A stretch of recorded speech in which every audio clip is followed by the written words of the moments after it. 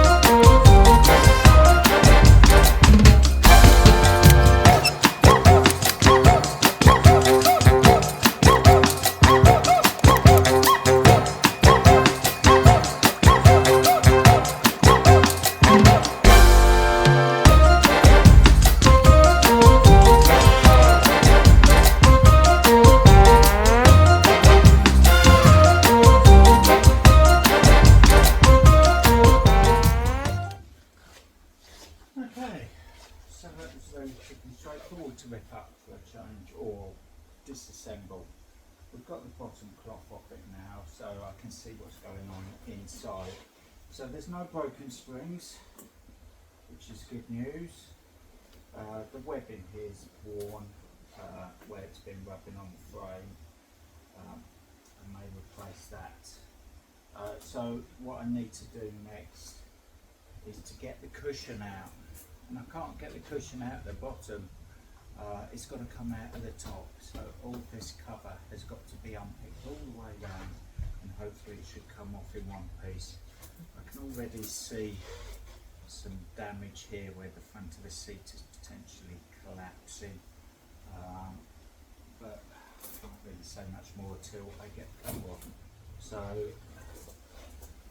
I'll get the cover off for this, unpicked and freed off, and then I'll come back to you and show you what we find inside. It shouldn't take too long, but you don't need to watch me unpicking this. Okay, so I've got that ripped up now, and let's get this cover off. Still I've got to be a bit careful with it because there's a lot of broken staples in it. The staples that we used on this seem to be particularly brittle. Anyway, carefully remove the cover, and then we can hopefully see, well not hopefully, we'll be able to see what's going on with the foam, and it doesn't look good so far. I think I can see what the issue is, and it's the issue that we come across all the time with this furniture, is that they've used mattress springs in the cushions, and that's why it's collapsed. So let's see. And there you have it. There's the sprung base. Carefully put that aside, or it sticks in your finger. And here's the issue. Right, same issue as always with these. These manufacturers using mattress bedding springs for people to sit on. Why? I sort of know why, because it's a sprung cushion, but it harks back to when we used to put sprung cushions in them with 9-gauge coil springs, not bedding, mattress spring units. So that's the unit, the sprung unit, and these springs aren't going to support anything. Absolute junk. That is, you can see that they're even breaking up here. Hopefully you can see that these are starting to break up and come through the casing. So these are very soft. These are meant to be laid on, not sat on. So the easiest option to do with this is to put a big lump of foam in there, which is what I'm going to do if I've got a piece of foam the right size for it. So theoretically we'll replace this with a solid piece. Let's see if I can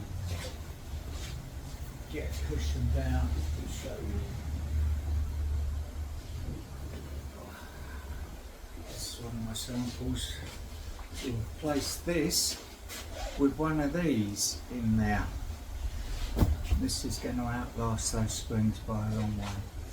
So I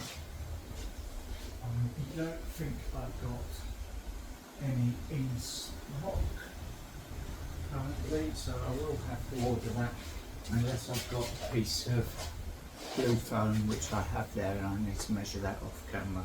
That may be suitable. Problem is, the customer doesn't want it to feel too firm, so the blue foam may make this feel too firm. They want it to try and feel close to the original seat cushion,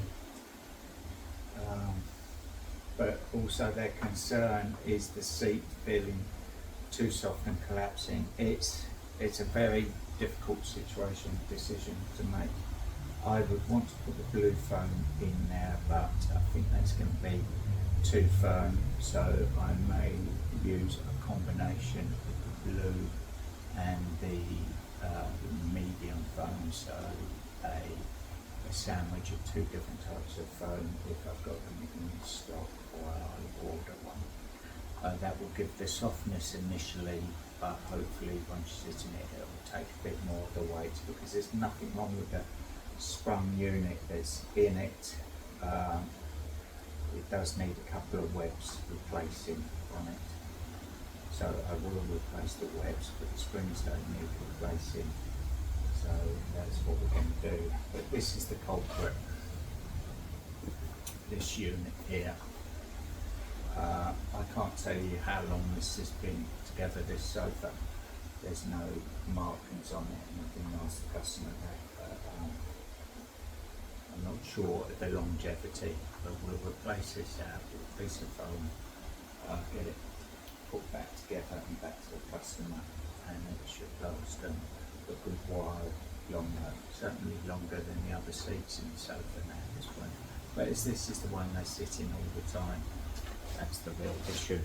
So I'll get some foam on order and I'll come back to you with this later in the week. In the meantime, I need to get on with cutting and sewing these cushions to get that back to the customer. So here we go. We'll be back soon for you, but possibly a few days for me. Okay.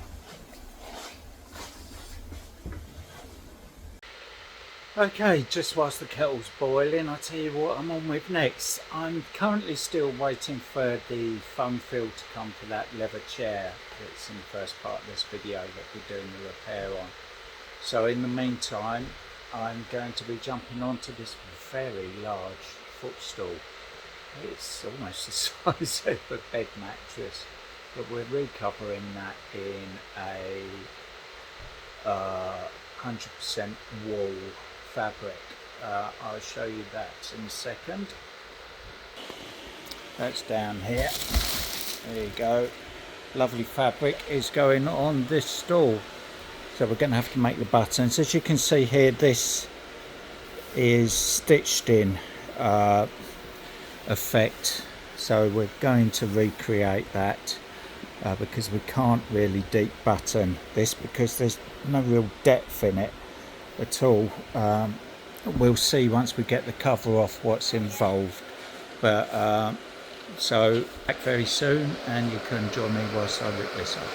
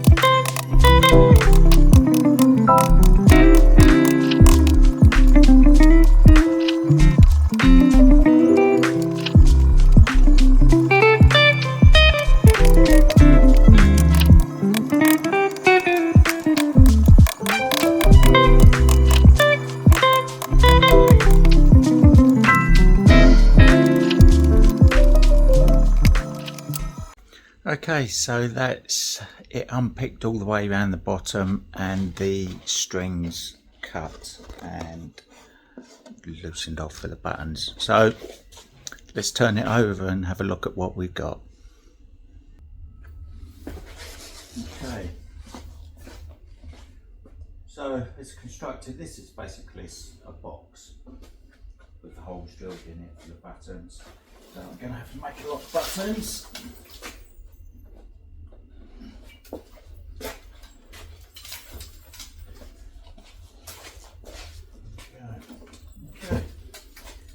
So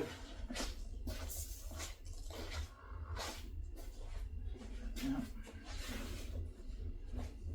So now you can see on the underside a bit more how it's constructed. When we used to do deep buttoning, sometimes referred to as finger buttoning on the old Chesterfields, the pleats were created by folding the fabric. Each button went in individually by the person making it, and you created the pleat and pulled it in.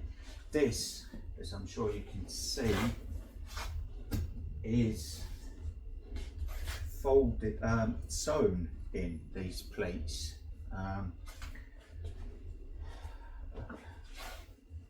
Generally seen on stuff where the buttonholes aren't quite so deep, albeit this has got a good 2, maybe 3 inches of depth. They've opted to do stitch buttoning. Probably because of the speed and the skill needed to do it with a plain fabric, more traditional Chesterfield style. This way the upholsterer I use sparingly.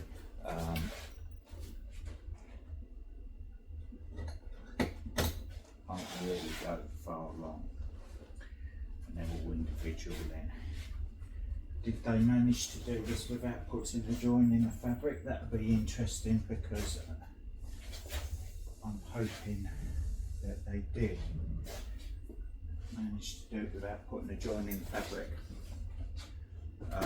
Sometimes have to join it because of the width of the fabric is limiting to the size of the stool, but looking at this one, there's no join in the fabric, so it looks like the width is just about wide enough to do it, unless of course this is an extra wide fabric that they've used. Let's see,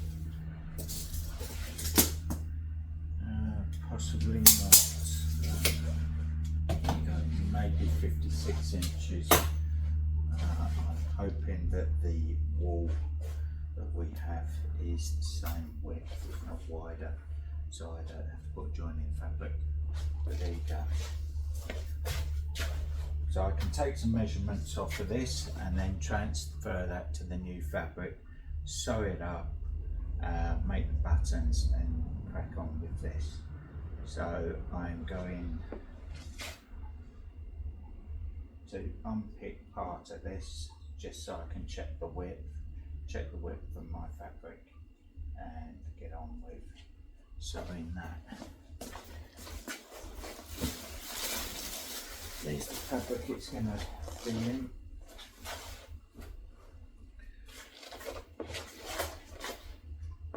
I might be lucky here.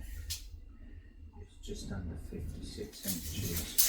So I need to unpick part of this so I can pull it apart and check the width of it, and I also need to get the measurements between each of these buttons. So I need to unpick part of this. Got my cup of tea on the go. So I'll get that unpicked. I'll get the dimensions marked on to this fabric, and I'll come back to you at that point. You'll be able to have a better idea of what I'm on about, or how we recreate this stitch buttoning effect on this stool top. So we'll be back soon.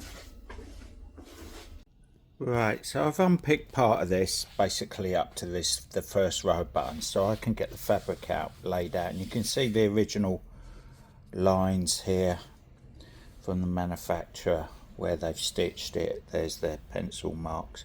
I've just measured between the buttonholes to give me the size of the diamond and the amount of fabric needed to hang over the edge.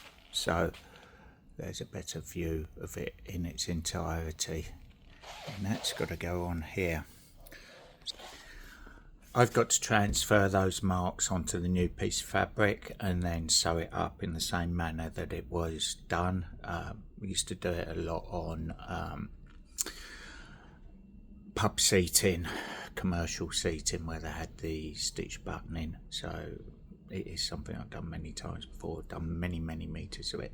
So I need to get that cut and sewn up, and I'll come back to you when I'm making the buttons. I'll show you how we make a few buttons. Once the buttons are made, it should be a relatively quick process of getting this stool back together. So I'll be back once the replacement cover is sewn. I'll show you that before I make the buttons. So I'll be back soon. So that's the top sewn up. Hope you can see this here. So these are the buttonholes here. Individual 46 of them actually. Just for your reference, 46 buttonholes. So that's all stitched up. This fabric's stitched up really well. The allowance, anyway, it's going to fit, it's going to be snug. I've just finished making the buttons, so you can join me. I'll show you how to make the last few buttons over here. So I'll try and get the camera in a position where you can get a decent picture. Okay, so let's see if we can get this done. So the button consists of a wire loop bottom. There you go. Wire loop bottom. It goes in the mould here on the bottom. Then we have a dome.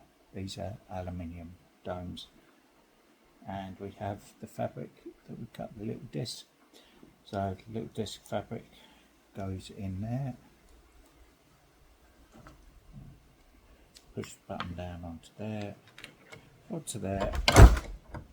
Press, and hey presto, we have a wire loop button.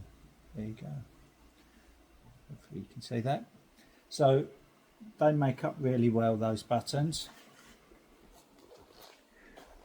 So I've just got a few more to make, and then I can put the strings on them. We use a nylon buttoning twine, this here.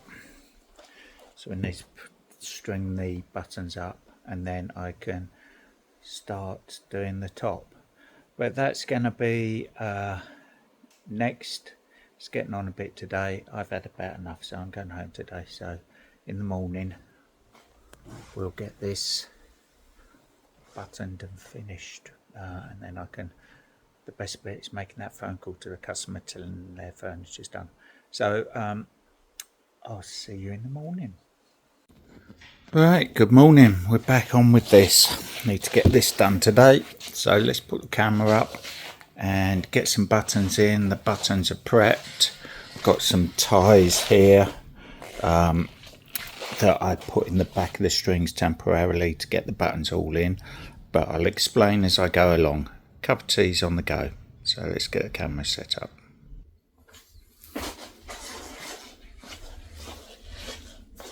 You can start off by putting the two end rows of buttons in first. It's so it can get the tension in the fabric, and make sure that I do have the buttons where they need to be. One bayonet needle. Go through the fabric, try not to go through the actual stitching itself, because I don't want to break the stitching. Find the hole in the cord. There it is.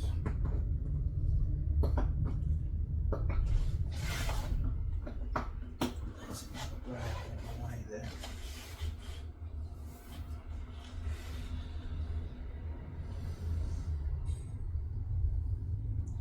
I'm not a big fan of this stitch buttoning because it doesn't allow you to get, for me, the tension governed. Can't adjust it once it's sewn.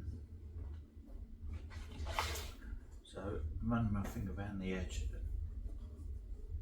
the buttonhole. The button there.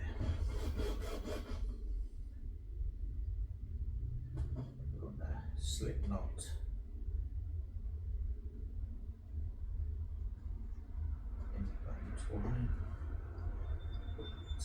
tie in. You'll see the ties make more sense when I turn it over, see what's going on. That's the first one in, so we'll go to the opposite corner now. Same process again. Repeat. And through the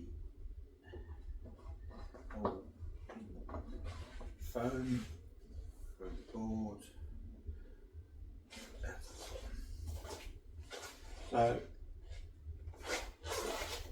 just need to do that with the two end rows first, and then I can simply fill in the rest of them.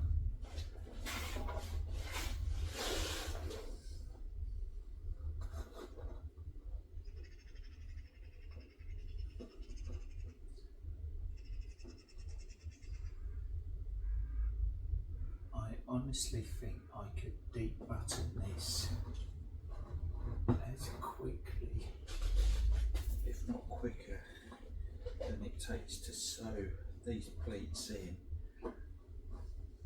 and do this. Right, let's go to this end.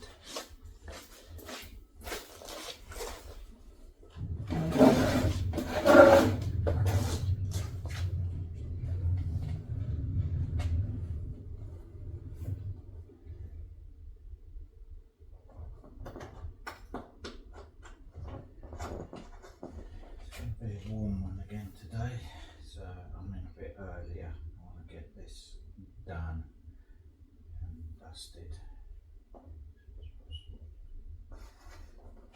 need to get back on to at the beginning of the video, see me start the reclining chair seat replacement. I need to get back onto that, get that done. The cushion has just come in for that now, so it should be a relatively quick job. Whether I get to do it in this video, I'm not entirely sure. Depends how time goes today.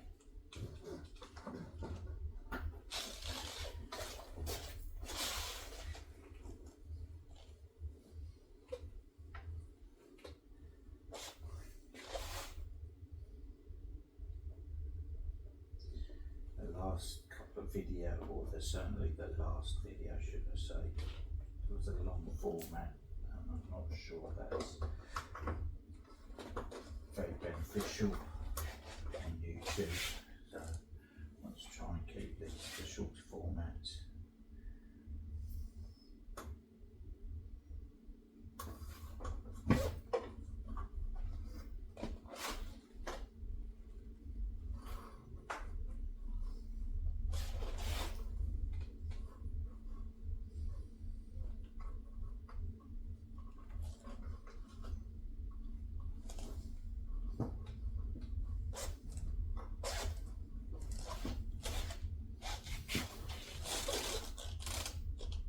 Right, I'm sure you can see in the video, this is where the problem with this stitch buttoning occurs,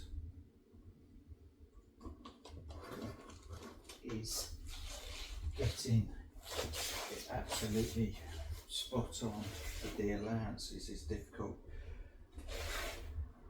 We're going to end up a little bit tight on all of buttoning. But for me, it's not looking as good as it could do, but it is recreating what it was originally, so I'd much rather to see it finger buttoned, where we put the pleats in and do this individually. I sort of get why they do this for semi-skilled labour. This is a lot simpler process. But then it comes down to craftsmen.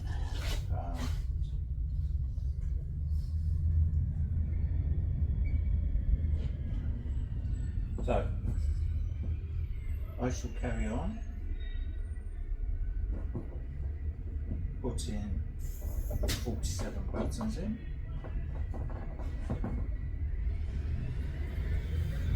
It's I have done years ago. I might try and find a picture of it, of some club seating booths where they have panelled walls with big buttoning, so more like your Chesterfield style buttoning,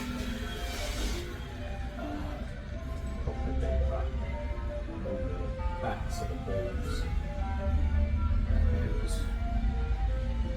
approximately 3,000 buttons in that, in leather. I remember doing that.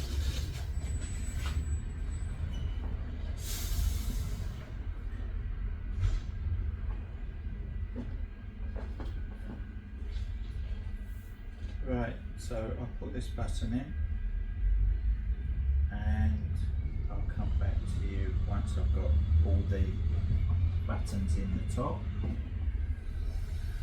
I can turn it over.